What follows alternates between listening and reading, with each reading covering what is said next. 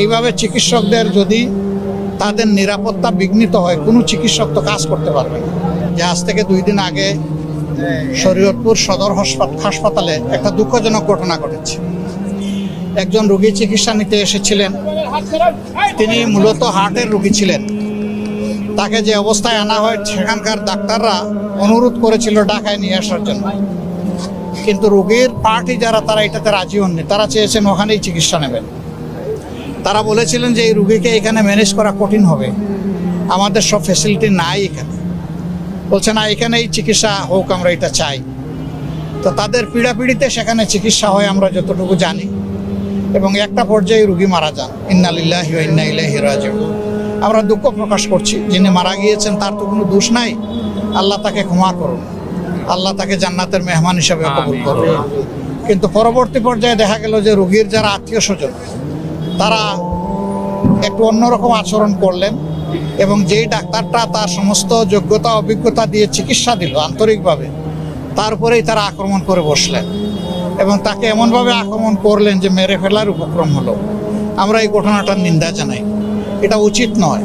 এইভাবে চিকিৎসকদের যদি তাদের নিরাপত্তা বিঘ্নিত হয়, কোনো চিকিৎসক তো কাজ করতে পারবে না। আর চিকিৎসকরা কাজ না করলে সাফারিংটা হবে জনগণেরই। তা আমরা এই ঘটনার অবশ্যই তদন্ত চাই এবং এটার বিচারও চাই, এই ধরনের অবস্থা যাতে আর না ঘটে। কিন্তু যে লোকটা দুনিয়া থেকে চলে গেছেন, মারা গেছেন যিনি, তার জন্য আবারও আমরা দুঃখ প্রকাশ করি, আবারও তার জন্য মাগফিরাত চাই। তার আত্মীয় স্বজনের ধৈর্য ধরা উচিত ছিল। ওনারা কেমনে বুঝলেন যে চিকিৎসা ভুল বা শুদ্ধ?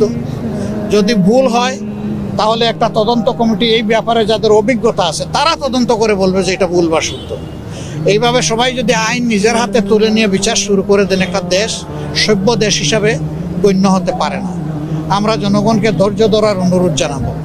এটা আমাদের দেশের একটা ব্যাড কালচার। ওয়েস্টার্ন সোসাইটিতে ডাক্তারদেরকে বলা হয় নেক্সট টু দ্য গড।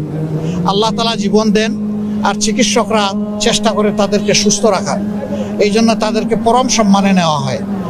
আমাদের দেশে বিপুল জনসংখ্যা, সেই অনুপাতে আমাদের চিকিৎসক নেই, নার্স নেই, আদার সাপোর্টিং স্টাফ নেই, সেই নিয়েই আমাদের চলছে। এই ঢাকা মেডিকেল কলেজ, মাঝে মাঝে আসি, বিবেকের তাড়নায় মানুষকে দেখতে আসি, তাকানো যায় না। যেদিকে যাচ্ছেন ফ্লোরের মধ্যে রোগীর আত্মীয় স্বজন শুয়ে আছে, এটা কোনো সুস্থ শিক্ষার কোনো পরিবেশ নেই। কিন্তু এটাই আমাদের দেশের বাস্তবতা, আমরা এটাকে অস্বীকার করতে পারছি না। এর কারণ হলো যুগ যুগ ধরে দেশের শাসনভার যাদের হাতে ছিল, তারা তাদের দায়িত্বটা পালন করেননি। শিক্ষা এবং স্বাস্থ্য দুইটা হচ্ছে মানুষের অত্যন্ত গুরুত্বপূর্ণ পাওনা, রাষ্ট্রের কাছে, সরকারের কাছে। এটা অবহেলিত